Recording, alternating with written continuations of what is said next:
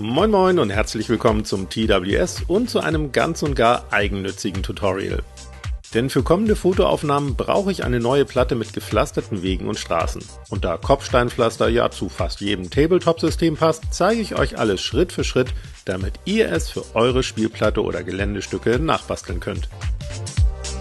Alles, was ihr neben einer Spielplatte oder Geländebasis braucht, sind ca. 4 mm dünne Hartschaumplatten, um für einen Höhenunterschied zwischen einer tiefer liegenden Straße und den erhöhten Wegen daneben zu sorgen.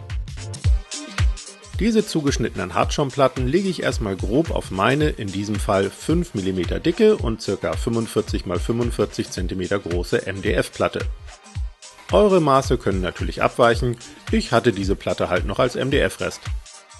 Die Straße möchte ich leicht schräg über meine Platte und in einem 90-Grad-Winkel verlaufen lassen, einfach weil es so interessanter aussieht. Und die Straße soll überall 12 cm breit sein, das messe ich an verschiedenen Punkten mit einigen 3 cm breiten Fliesen ab. Danach werden die Umrisse auf die MDF-Platte aufgezeichnet, etwas Leim aufgetragen, die Platten angeklebt und der korrekte Sitz mittels der Fliesen gecheckt, um nach dem Trocknen die Überstände mit einem scharfen Cuttermesser abzuschneiden. Anschließend bekommt alles eine schwarze Grundierung, damit später keine Hartschaumfarbe oder das MDF-Braun zwischen den Fliesen hindurch scheint.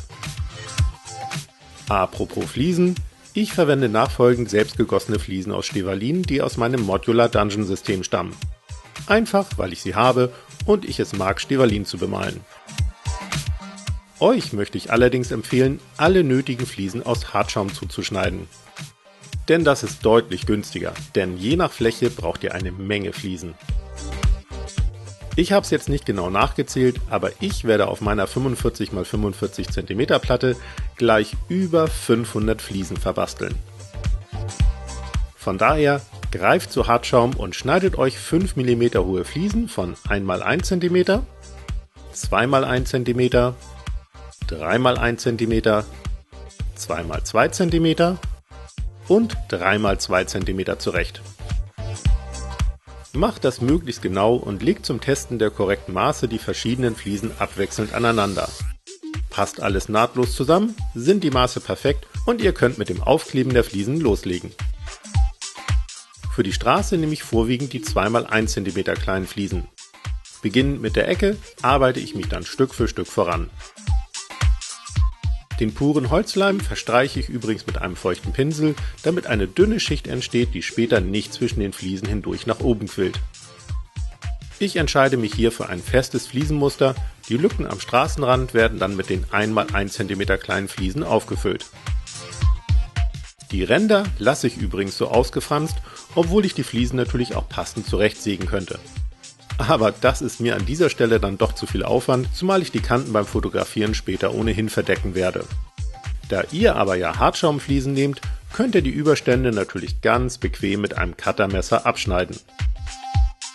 Auf den Kanten zur Straße werden nun die 3 x 1 cm langen Fliesen als Bordsteine aufgeklebt. Da die Straßenfliesen 5 mm hoch und die schwarz grundierten Hartschaumplatten nur 4 mm hoch sind, überlappen sich diese Fliesen etwas. Das soll auch ganz bewusst so sein. Es folgt das Fliesen der restlichen Fläche. Hier habe ich mich für ein unregelmäßiges Muster entschieden. Wenn ihr es auch so chaotisch halten wollt, ordnet eure Fliesen immer so an, dass mehrere Fliesen nie zu lange durchgehende Fugen ergeben, sondern dass diese Fugen spätestens alle 5 bis 6 cm durchbrochen werden.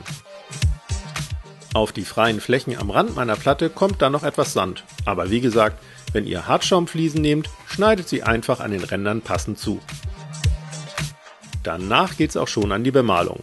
Da ich Stehvalin-Fliesen verwendet habe, kann ich ein wenig anders vorgehen als bei Hartschaum, denn ich brauche dank des weißen und saugenden Materials keine Grundierung. Bei Hartschaumfliesen solltet ihr erstmal eine passende Farbe als Grundierung auftragen. Wie ihr Hartschaum am besten bemalt, zeige ich ausführlich in 2 oben verlinkten Videos. Für meine Stehvalin-Fliesen mische ich mir 2 stark verdünnte Farben mit Holzleim zum Versiegeln an. Ein helles Grau als Hauptfarbe und dazu noch ein dunkles Grau. Außerdem kommen Pigmente zum Einsatz. Die sind allerdings wirklich optional. Ich wollte Pigmente aber für leichte und zusätzliche Farbschleier einfach mal ausprobieren. Die Straße habe ich hierbei übrigens bewusst dunkler als die Wege drumherum gehalten.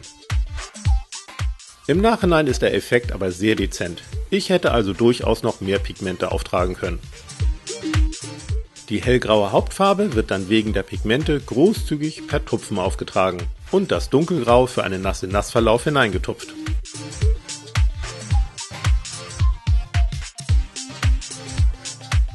Ist alles getrocknet, folgen 2 Trockenbürstdurchgänge mit einem sehr hellen Hellgrau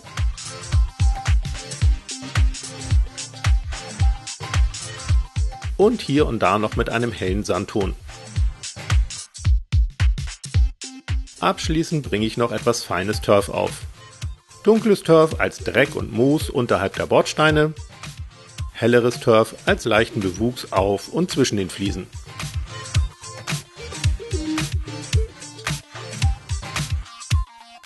Abschließend wird alles natürlich noch gut versiegelt, zum Beispiel mit Tiefengrund bzw. Haftgrund aus dem Baumarkt oder mit einem selbstgemachten Wasser-Holzleim-Mix aus der Sprühflasche.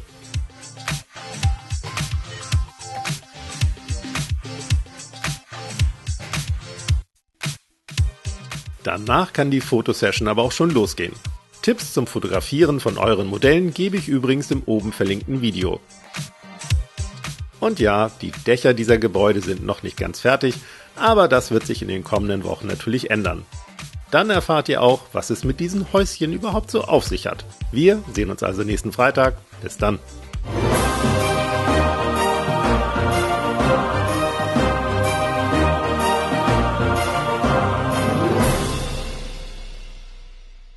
Zum Beispiel mit Tiefengrund bzw. Haftgrund aus dem Baumarkt. Oder mit einem selbstgematschten oder mit einem selbstgematschten Wasser-Holzleim-Mix. Ich glaube, das lasse ich drin.